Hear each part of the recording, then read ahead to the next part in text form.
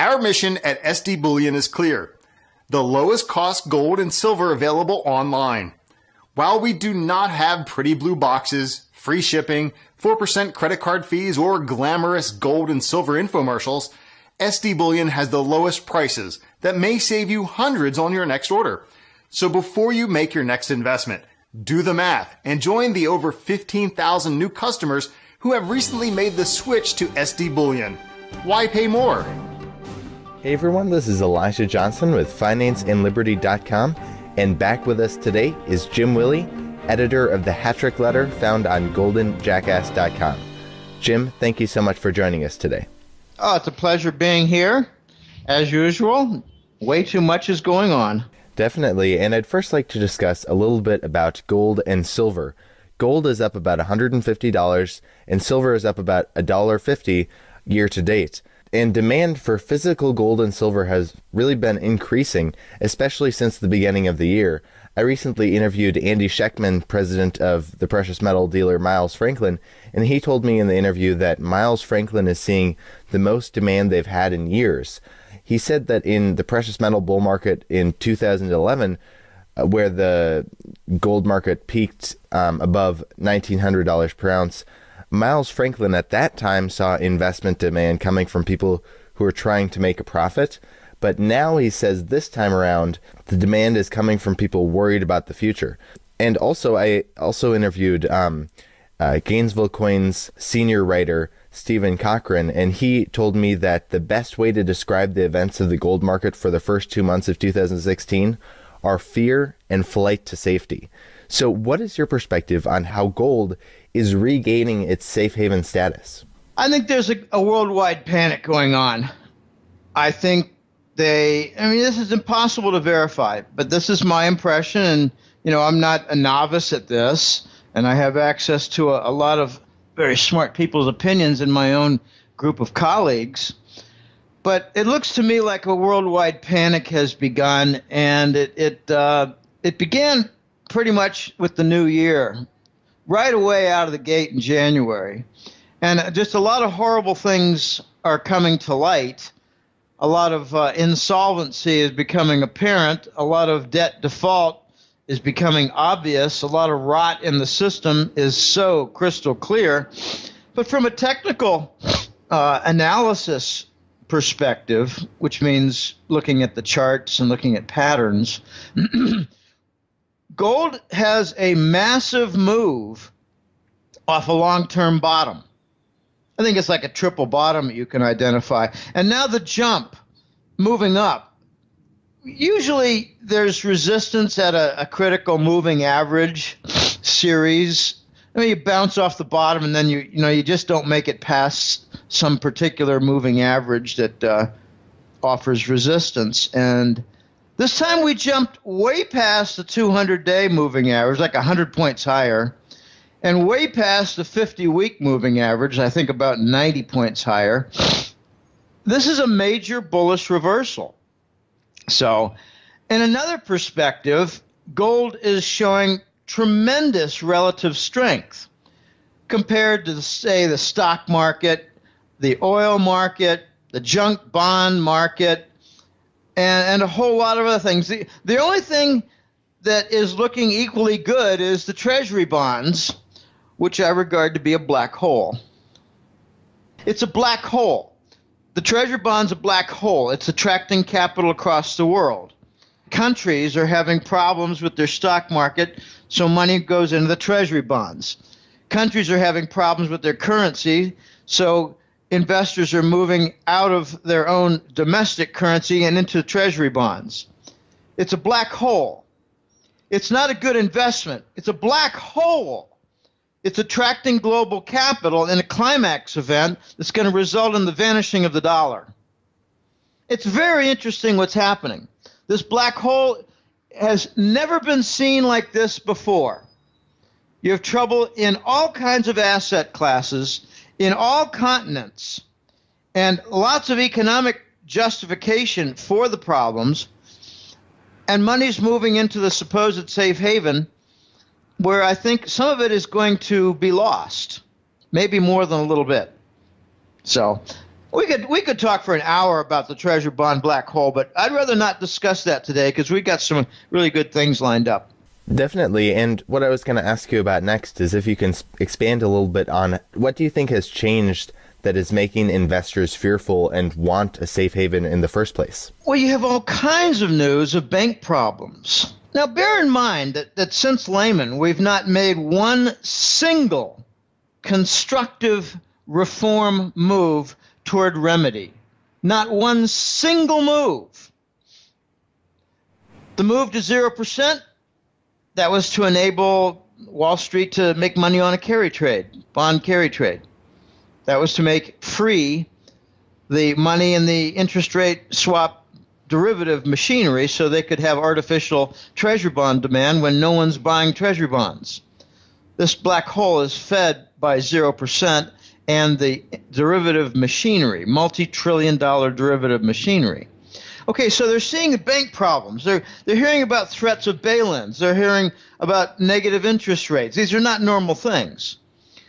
It's much worse. You're getting finally what I forecasted in. I gave about 4 different interviews during Christmas holidays, and each one I outlined and described with some degree of detail how the expiration of the oil hedges would happen in January, February, and March.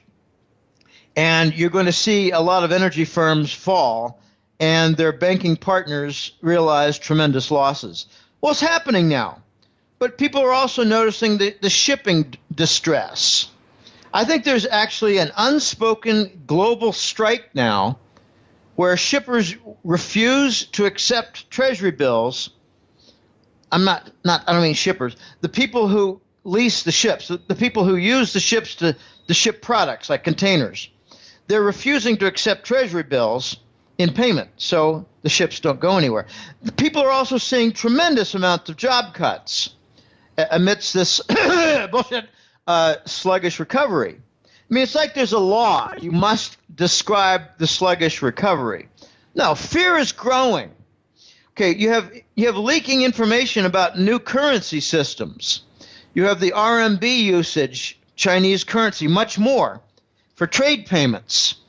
You're seeing bypasses of the U.S. dollar, like Russia and China are not using the dollar anymore for any of their oil trade. You have Iran coming on saying they want only euros, which is exactly what Saddam Hussein did that earned him an invasion.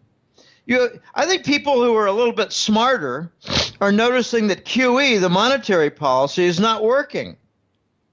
It wasn't designed to work. It was put on in 2012 to cover the treasury bonds, absent demand, to cover the U.S. government debt that no one wanted to buy. It wasn't to solve the systemic problem. It was a patch to make sure that the U.S. government didn't default on its debt. So that didn't produce anything positive. In fact, it pretty much raised the cost structure everywhere and wiped out a good deal of profitability in companies. I believe that very basically described that QE as a monetary policy of printing money and covering treasury bonds destroys capital. By eradicating the profit margin, increasing costs, it puts equipment out of business and takes it offline. I mean, everything that the Euro Central Bank has done with its gadgets and all of its different, it's got its own little alphabet soup of junk facilities. They're not working. The sanctions against Russia, they're not working. They're about to be reversed. You got all this war going on in Syria and Ukraine, and people are beginning to wonder, what is the United States policy all about except war? So people are starting to hunker down into gold. And, you know, I think that there's something a little bit uglier going on, and that is that earthlings are awakening to the constant, endless war from the Satanist Western elites and their plans. And it's just not working. So if you want to light a fire across the whole world, people are going to start to invest in gold in a big, big way. And that's what I think is going on now. But the part that I love the most is that on a relative strength basis, apart from the black hole and treasury bonds, there's only one asset group that's doing well, and that's gold. I think it's outperforming, say, farmland right now. Now, one other thing that is being affected by the fear investors are feeling right now is the stock market. Now, I'm not a technical analyst, but if you look at the U.S. stock market charts, for example, the chart of the Dow crashed in August, but then when it rose back up, it didn't make a new high. And then it crashed again, and this month it made a lower low. So it seems like the trend is lower highs and lower lows, which therefore is a downtrend. What do you see? The same thing. Let me put some more flesh on those bones. I am a technical analyst. I'm not, well, you could say I'm a professional one, but it's not my main focus in the newsletter. I'm no novice to technical analysis. And here's what I see. First of all, you have a critical bust going on in the energy sector. It seems to be the last straw to point out the economic depression. I mean, I don't go with the nonsense. I just don't follow the path of the propaganda artists out there who say, well, the sluggish recovery is, making some progress. No, it's not. We got a vicious recession with massive feedback loops. And the only thing positive out there that they can point to is that the unemployment rate, as they measure from the percentage of workers who are collecting state insurance for unemployment, that's going down. But since when is that unemployment? No, that's not the unemployment rate. That's unemployed no longer receiving their insurance. So that's not a progress point. Okay, here's what I see. We have some breakdowns in the chart. Okay, I'll get to your point, which is excellent, and I'll put a little bit more description on it. But we have bearish crossovers. Okay, when a 200-day moving average gets crossed by the 50-day moving average, which is more volatile up and down, if it's averaging only 50 days, it's less stable than averaging 200 days. So the 50-day moving average crossed over and went down. Oh, that's very bearish. Very bearish. And you saw something similar with the weekly chart. You also had a retest top failure. Okay, what I mean by that, as you were describing, we came down off a top several months ago, but when we tried to continue up and go beyond it, we failed. Exactly when the bearish moving average crossovers were taking place. But here's where that retest failure looked even worse. It had higher volume than the most recent top. That's very significant. A retest with higher volume. That means like you're trying to get more people to push the car than before. All right, bring in your other neighbors. Bring in 4 other guys. And it still didn't work. All right, that's a bigger, more important failure. So we've had important changes since January. I think this is like a sentiment shift since January. I call it a new dawn. I've been describing a new sheriff in town for the last couple of years. I don't know anybody who's used that terminology, but the new sheriff is from the East. And the new sheriff is calling some new rules. And I believe that there's been a movement the last few months to bring about some very important critical changes. And some of the smart money is noticing this, is adapting to this, and is responding in a big way with the stock market. So I agree with you. This is a change. We've gone suddenly from an uptrend to a downtrend without even a hint of a multiple months of leveling off. This is a reversal with a failed retest with higher volume and critical moving average crossovers in a bearish way. This is looking like a truly horrible chart. Now, besides in the U.S., are other countries' stock markets in trouble as well? I think a better question is which other foreign stock markets are doing well? And the answer is none. None.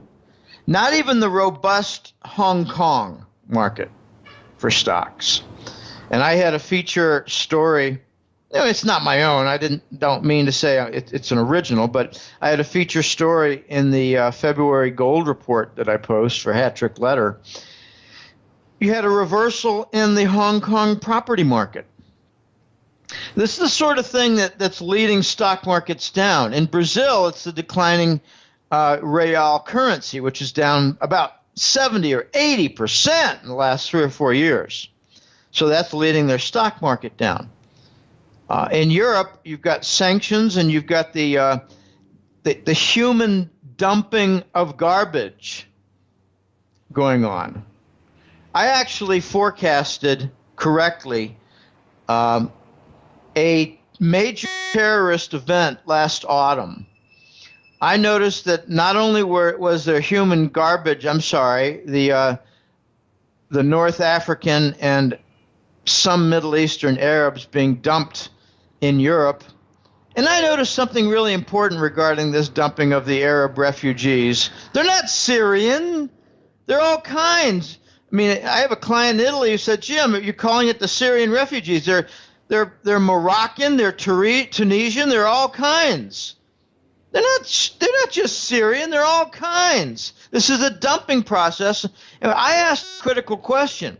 If you're Mr. Mohammed and you have a wife and 2 kids and you need to get to Europe in order to find a new life, how on earth are you going to pay for the passage?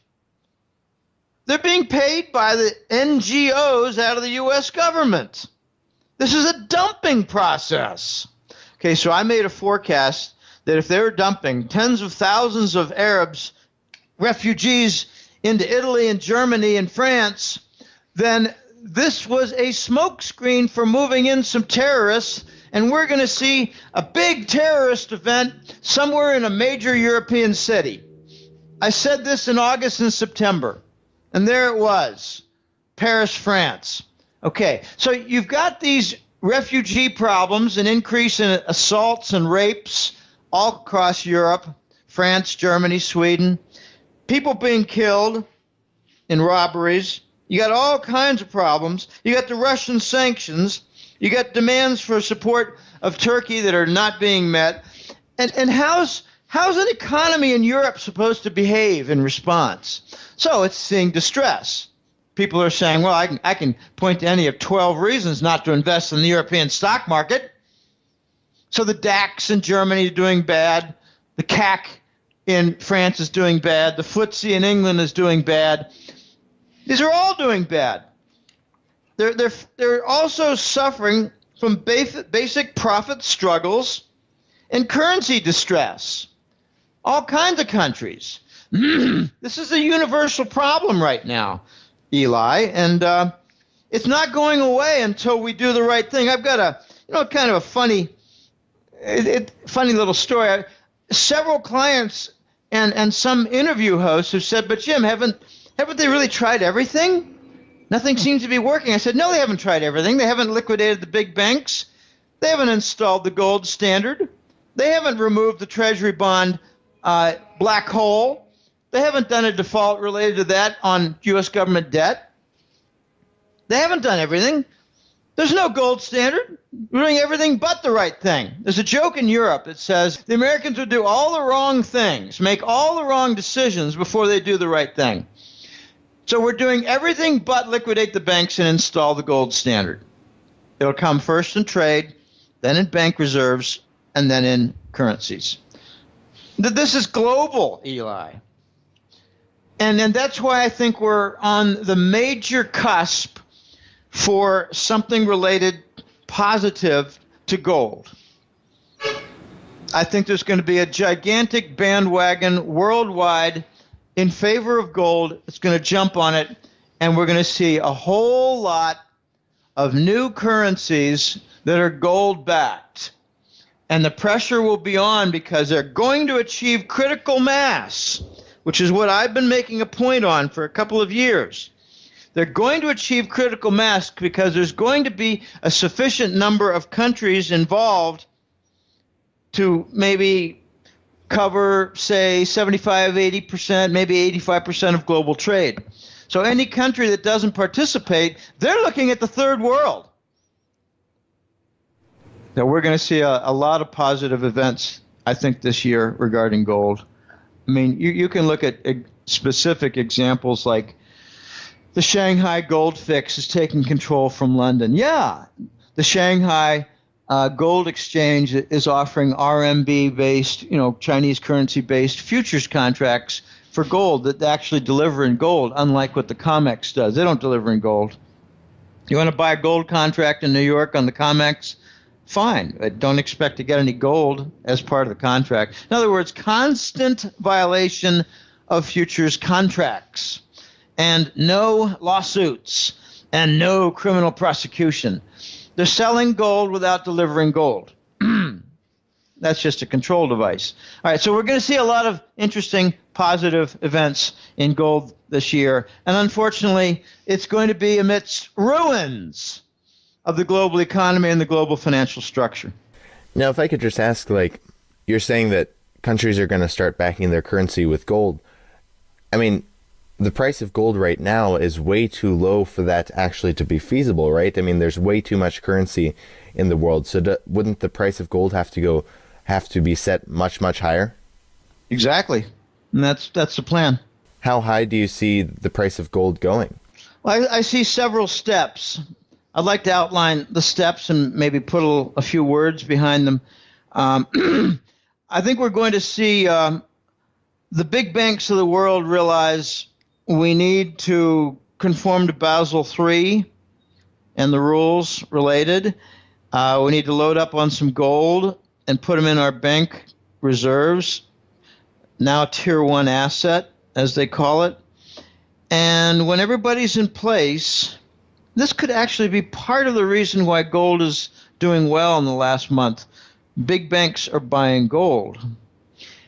And once that's all in place, then they kind of wave to each other and say, all right, systems go, and they double the gold price. And then suddenly you're at, between 2,000 and 2,500. And these banks are not fully recapitalized, but they've got a lot better condition than they had before. Then the next stage comes when, after that has been the case for a while, like several months have passed and we're still over 2,000 with some retests on the downside that are successful. In other words, increased volume to push down the gold price, and it doesn't go below 2,000, and that's seen as a positive event and signal. Then you're going to see the mining companies decide, all right, let's start working toward opening up these mines that we've put in mothballs. So you're still not going to get the new mine supply while you have all this new demand. So if you don't get that new supply coming in to meet the demand, and it takes much longer for the mining companies to achieve the new supply, then the gold price is going to continue rising with this new demand from the banks and the new realization among world investors that gold's in an uptrend, it's rising. Well, I'm going to jump on that. But it might take $1 billion to open up and bring back online a shut down gold mine. For environmental reasons, a costly process has been manifested and realized in the last year of sealing up the shut down mines. You can't just walk away with holes in the ground. You got to seal it because they leak. All right, so that'll take us way past 2,500, probably closer to 4,000 or 5,000. And then comes the serious demand for all the different global gold-based currencies. And the big banks are going to say, well, we need to get rid of all of these sovereign bonds. It makes no sense to have debt as a banking core asset. That's a very important point that highlights how sick our global financial system is. The basis and core foundation is debt. It's designed for a systemic collapse when you get too much debt. So that's what we're seeing now after 45 years since the Bretton Woods Accord has gone away. So you have lots of steps here, and I think we're going to get eventually past 10,000 on the gold price and get somewhere like 300 or 400 on the silver price. So given all these multiple steps that I just described, I think we're going to be on a rather impressive march that's not going to take, say, 5 or 6 years. I think it's going to take like 2 or 3 years. It's going to be breathtaking. The Chinese are fed up. They want to change the system, and I think they're going to be just like the Lord overturning the temples and their tables. The Chinese are going to overturn the COMEX tables and say we're dealing with a doubled gold price. Let's see if we can attain some equilibrium. But it's not going to work. It's not going to work because the new mine output is not going to be there. We're going way down. We got some major problems in the mining industry. Where's the gold going to come from? Well, I got some clients, Eli, who say, if we ever get to 2,000, I'm going to sell some of mine. And I tell them, I wouldn't sell more than 10% unless you're urgently in need, like paying off some big debts or, going to law school or something, going to medical school. And they all write back and say, oh, yeah, I just sell a small amount. So if we get to 2,000 and most people just sell a small amount, you're not going to achieve equilibrium when the mines have not been successfully reopened. And then you get to the other steps like I described. We're going to have about 4 or 5 steps in the next 2 or 3 years that get us to 10,000. It's going to be exciting. You're going to be able to say victory, but not without a price. There's going to be a couple of macro effects that are going to be horrible. One is that the dollar goes away, and therefore so does the inventory supply system based on the dollar. That's a very important point. In Costa Rica here, I'm making a list of all the things that are supplied in dollar form. I'm buying up packs of Gillette razor blades. They're only available in imports. I think there's going to be empty shelves for razor blades. I'm buying up some, heavy, bathroom detergent, bathroom cleansers, stuff like that. I mean, as far as buying fruits and vegetables and coffee and milk and butter, stuff like that, no problem. The domestic currencies can handle that. It's the imports for the supply chain. I'm worried about gasoline and diesel for Costa Rica. We don't produce anything here. Nothing for energy products. Zero. It's imported. Some of it's imported from Nicaragua, paid in dollars. It's going to be disrupted. So the victory we get in gold is going to come with a price with the supply chain. In other words, chaos. I mean, what happens when trucks just can't get diesel? What happens? The supermarkets and the hardware stores and Home Depot, a third of their shelves are empty. I don't think there's going to be any gasoline shortage in the United States. I think there's going to be gasoline shortage elsewhere, other countries that rely on the dollar to supply it. The dollar's going away. I mean, I have just laughable conversations with Americans here. I say, are you aware that the dollar is used in international trade? No, I thought it was just for the United States. I mean, the dumbass responses are everywhere. Are you aware that crude oil is paid for in the dollar by Asian countries? No, I didn't know. That's kind of neat. The ignorance is everywhere. Our nation has been dumbed down to a tremendous degree by bad economics education, by minimal math requirements in high school. We've even done away with phys ed.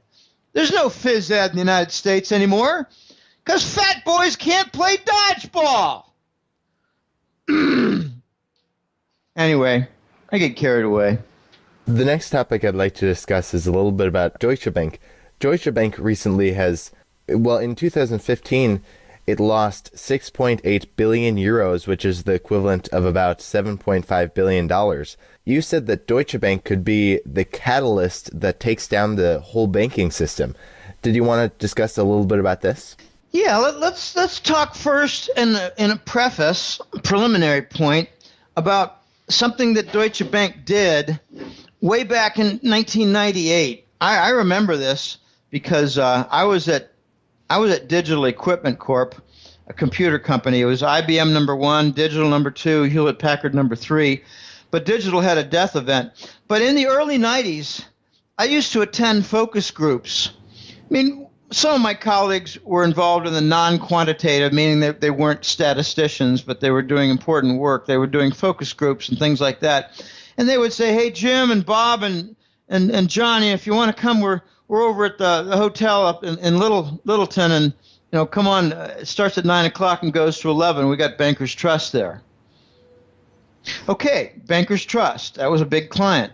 In 1998, the Fed organized an acquisition by Deutsche Bank of Bankers Trust. Bankers Trust was not an ordinary kind of a bank. It had corporate clients, to be sure, but it wasn't, a retail bank where people would say, I got a passbook savings account and some CDs. No, it wasn't that kind of bank. It was called the Fed's Bank. It was called the Central Bank's Bank because it contained a lot of derivatives. And I call that the whirling dervish of mythical mass that the entire U.S. banking system foundation was built upon after Black Monday of 87. Black Monday of 87 was a very important point in American financial history because that was the event that highlighted how the United States banking industry was insolvent. So they decided that they would do kind of a circle jerk or a musical chairs event where everybody would start bidding up on these multi-trillion-dollar derivatives, and they would serve as a foundation for the banking system. It was a brilliant idea, Sir Alan Greenspan, and it bought 10 or 15 years, but now the system's broken. All right, Deutsche Bank bought, in an acquisition, Bankers Trust, which meant Wall Street could engage in all their derivative trading without regulatory oversight. It was offshored, outsourced to Germany. Okay? That's all breaking. And it's breaking principally, I think, with the interest rate swap derivative and all the movements in treasury bonds. It's breaking from the petrodollar derivatives that link currencies to the crude oil. It's breaking from junk bonds. It's breaking from the energy sector. Everything's breaking in Deutsche Bank. They're actually involved in every single type of banking operation and function, and every single one of them is breaking. I mean, when you get people saying, I don't know what's going on, I don't see any big problems, it means they don't understand that in 7 different areas of banking, everything is breaking. In other words, they don't have any idea about what's going on. They don't have the ability to perceive one single thing. Deutsche Bank is involved in every single type of banking business, and all of them are in total wreckage. The Voice told me back in 2011 and 12 that Deutsche Bank is going to fail. It'll take a couple of years because they'll do Herculean efforts to prevent its failure. And if they really did the right thing and could do the right thing, they would break up Deutsche Bank into about 7 businesses. But then a few months later, he said, never going to happen. Because the biggest piece in there is their derivative business. And if you put that to proper mark to market, it's probably worth a few negative $1 trillion. So they'll never break it up because they'll never want to bring to light their derivative losses. And if you did bring to light the derivative losses, you would see how the derivatives hold everything together that's broken. So what are their businesses? They got commercial lending. Deutsche Bank has sovereign debt with the pigs, like Spanish government debt, Portuguese government debt, Italian government debt. They're big stockholders in the broken banks from those three countries and Greece. Deutsche Bank's involved in LIBOR with lawsuits involved in there. They're involved in the derivatives, as I described. They're involved in energy loans. They're involved in junk bonds. And they're even involved in the Russian mafia investments that were responsible for at least one or two of the J.P. Morgan flying lessons out of the 50th story without a parachute. So I like to describe this, Eli, as what Lehman was to the mortgage finance sector, Deutsche Bank is to the entire banking sector. So if you had the Lehman death, however that happened, the Lehman death, if that was a crisis to the mortgage and housing sector that contaminated nearby banking sectors, the Deutsche Bank failure is going to be a contaminant event for the entire banking sector. I think Deutsche Bank has the capability of bringing down the entire banking sector for the West and lighting the fuse that brings down the following banks that are all teetering. Royal Bank of Scotland, RBS out of England. Societe Generale, a bank in France. Barclays, big bank in London. But also Santander in Spain and Banca Intesa in Italy. All these banks, 1, 2, 3, 4, 5 of them, they are perhaps the most vulnerable. But Germany has other banks that are deeply in insolvency trouble, like Commerzbank. So what you have to look for with Deutsche Bank, and you've got some signals. In December, for the first time, I posted their credit default swap price chart. It's in Boursorama, and I featured it in January and compared with their December level. It was like they were around 90 in December, which means 0.90% for payment. It's like a percentage cost to insure your bond. The Deutsche Bank Deutsche Bank corporate bond had in December a cost of 0.9%. Then it went to 120 basis points in January and zipped up to 270 basis points, 2.7% by mid-February. I don't know where it is exactly right now, but at the same time, you had just a nosedive in their stock. I think it was down something like 70% in the last several months. So you combine their bond default insurance collapse with the stock collapse, and you've got the identical signals that were there for Lehman that enabled me to say 4 months in advance that Lehman was going to fail. These are not impossible things. I mean, I love when CNBC says, well, nobody saw this coming. Well, yeah, a lot of people saw it coming. Not your guests, because you don't have them on.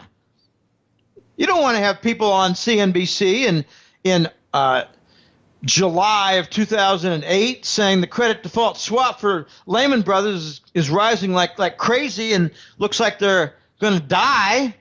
No, you cause a stock panic if you do that. So CNBC, they don't do capable reporting like that. No, that's you leave that for the hat trick letter to do. All right. Well, the last topic I'd like to discuss today is about negative interest rates. And negative interest rates are being tried by central banks in Japan and European countries. And as for the bond market, Bloomberg actually reported that $7 trillion worth of government bonds around the world have a negative return. And this is actually, I think they said at the time they reported it, it was like 29% of total first world countries' bonds, which is just enormous if you think about it. And so what does this mean as for the current state of the world financial system? I mean, have we ever seen in history, have we ever seen negative interest rates? No. Have we ever seen the global financial system collapse? No. No, and that's what's happening. Okay, let's suppose you had Alan Greenspan doing a press conference, everybody genuflecting and kissing his ring in, say, 1989. Okay? Mr. Greenspan, could you foresee in the future a day when the United States would have 0% for the official Fed funds, or 0.25%? Oh no, I'm sorry, that would never happen in the United States, Sir Alan Greenspan would say. Another guy would take over a mic and say, Mr. Greenspan, could you foresee into the future where the Federal Reserve would authorize the printing of money to buy U.S. government debt securities? Oh, no, that's what they're doing in Japan. That would never happen in the United States. Another guy grabs a mic and says, Mr. Greenspan, could you foresee in the future a day when the U.S. big banks would charge money for people to put cash in accounts? Oh, no, that's ridiculous. Could we move on to more sensible questions? Eli, these are symptoms of a broken system. Here's why they're offering negative rates. There's a big problem in commercial lending. They're not able to make money at big banks by lending to commercial entities. Big companies are not expanding. We're stuck in a vicious recession with feedback loops. There's no such thing as a sluggish recovery. Ever since Lehman, we're stuck in a vicious recession with feedback loops. So big companies are not expanding. They're laying people off. They're cutting jobs. So when a big bank calls up their buddies, they have a long-standing relationship, they call up 5 different companies and say, do you need to borrow some money? Let's have a meeting and a lunch. We can have some martinis, and we'll line up some big loans. And the companies say, no, we don't need to borrow anymore. We're laying people off, cutting jobs, restructuring, and shutting down certain business segments. So where do the big banks make money lending on their commercial sector and portfolio? Nowhere. So how do they make money at the bank except to charge money for people who come in with their cash? Oh, gosh. If you're a small business owner and you're cutting back and you say, well, I'm going to liquidate this entire store, its inventory, and some trucks. Sell off some computer systems, network stuff, and maybe a little dish on the roof. And with all this, we're going to get about $80,000, and we want to put it in the bank because we have no use for it as capital. And the bank says, well, gosh, we have too many companies like you in small business that are doing precisely that. We can't offer you an interest rate anymore. So we're going to charge you some money for putting it away. Oh, my gosh. In my opinion, this is so backwards. I wrote a series of 3 articles, or maybe 4 articles, in 2003 before the newsletter. I called it Ask Backward Economics 1. Ask Backwards Economics 2. I pointed out things like a very low interest rate slows down the economy. Well, what does a negative interest rate do? Does it maybe bring about an even more rapid capital destruction? So I have a nasty description of negative interest rates. It's the last gasp of the banking system. It's the banking system attempting to breathe through its asshole. It's calling its rectum its new lungs for the capitalist system, and it's calling its excrement industrial output. In other words, the banks are shitting all over the economy. How do you think that's going to work out? Do you think that's really going to fix the banking system? No, it's a last gasp. And there's another angle to this.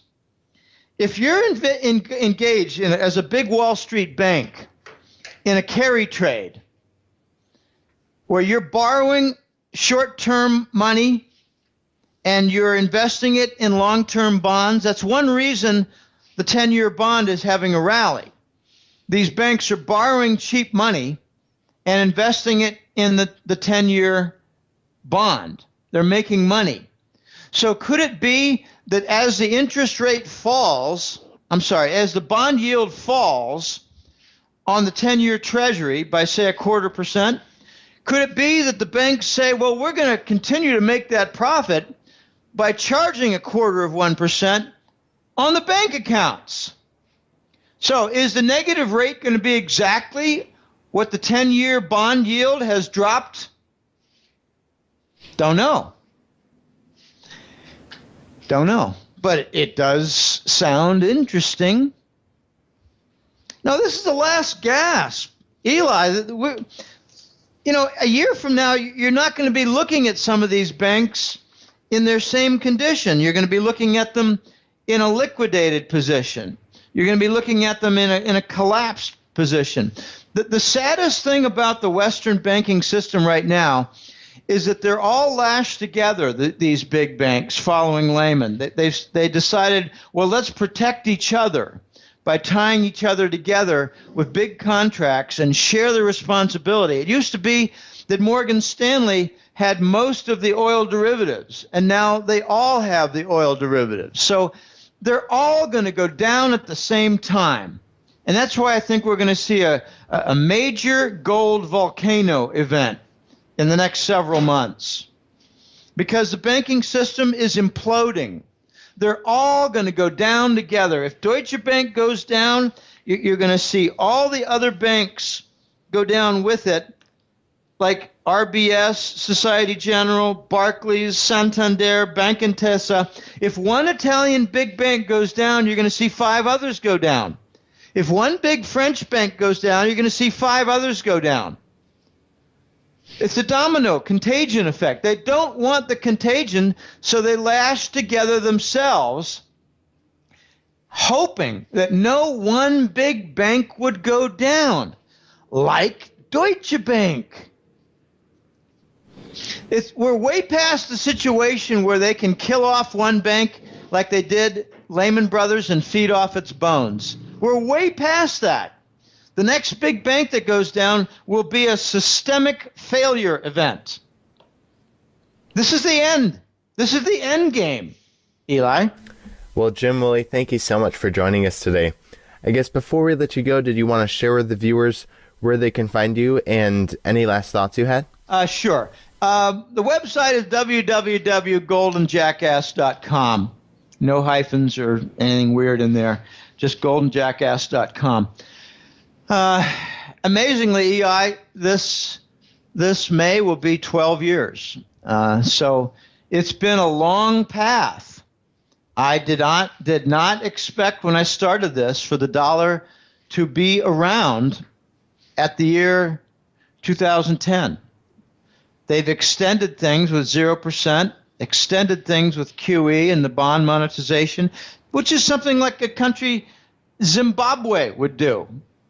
We're doing the Zimbabwe monetary policy for the global financial system. And it's causing a global vomiting event. So I cover a lot of things in 2 reports for the Hattrick Letter.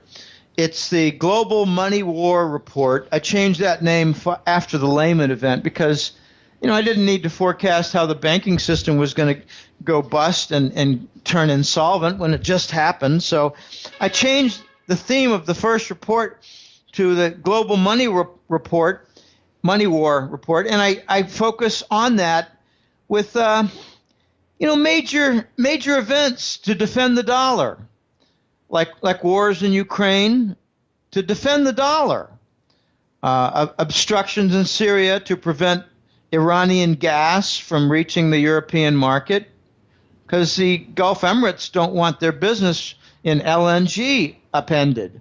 So there are a lot of major events like Russia and China going off the dollar standard for trade, especially oil. A lot of events like the Chinese spending really $1 trillion or more of their treasury bonds to buy up assets around the world. So those are money war topics.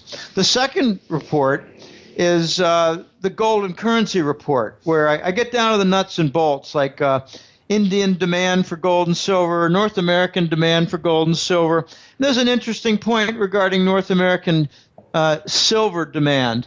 If you add together U.S. coin demand for silver to the Canadian coin demand for silver, it is less, it is overwhelmed. The silver demand does not get filled by North American silver mining output. The demand for silver coins in the U.S. and Canada exceeds the mining output in North America. I should say Canada and U.S. because Mexico is different. Mexico has some demand, but I don't have data on their output versus coin demand. That's a remarkable event, and that's in the gold and currency report. I didn't get a lot of sleep last night, messing up on a couple of words here and there. And there's another big phenomenon that I cover in the gold and currency report, and that's the massive changes going on in the silver market, where 10-year-old coins now are not given the same price as a 1 or 2-year-old coin. They're called bullion coins, but the 10-year-old coins are being given a price more consistent with a 100-year-old collector item. And you're also seeing the live market for silver go completely dry. That's it's kind of a side market where, got an emergency. I need $10 million worth of silver to complete a certain large scale project, and I'm willing to pay $15 premium on the silver price. In other words, I'm willing to pay $25 to $30 per ounce if I can just get my hands on $10 million worth. It's called the live market. It has zero supply now. And the last thing is the silver. What do you call it? The silver cycle. The silver cycle is where grandma's silverware from your dining set. You bring together all the different silverware from estate sales, and that used to be sold at a 10% cut, less than the spot price. Now it's a premium. Well, that whole industry now is overturned. They're going straight to the refineries with that now. They're not wasting their time selling to the middlemen at a discount. So the middlemen are out.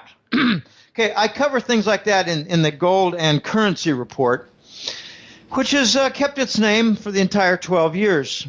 It's a labor of love, Eli, and this is climax time, people. This is your last opportunity to get gold and silver. This is your last opportunity to get your money out of the banking accounts where they're likely to take a 35% cut out of them. I think the cut with the bail-in could be coincidental, in other words, happen at the same time, as the bail-ins related to new currency. If they offer a new Scheist dollar, the bail-ins might happen at the same time. So, interesting times, Eli. Thanks for having me on. And if people cannot realize that this is the climax and the end of the current system, then you probably never will. It's like sleeping through a hurricane. This video was brought to you in part by ReluctantPreppers.com. Click here to watch Reluctant Prepper's latest interview with Ann Barnhart. What signs indicate we are on the edge of the precipice? Founder of the former Barnhart Capital Management, outspoken critic of unconstitutional government and lawless economic power systems, Ann Barnhart returns to Reluctant Preppers to sound the alert of clear and present danger evidenced by the patterns of power and megatrends across major spheres of concern that signal we are on the verge of a cataclysmic social, economic, political, military, moral, and spiritual collapse. Buckle up and get ready for an eye-opening briefing.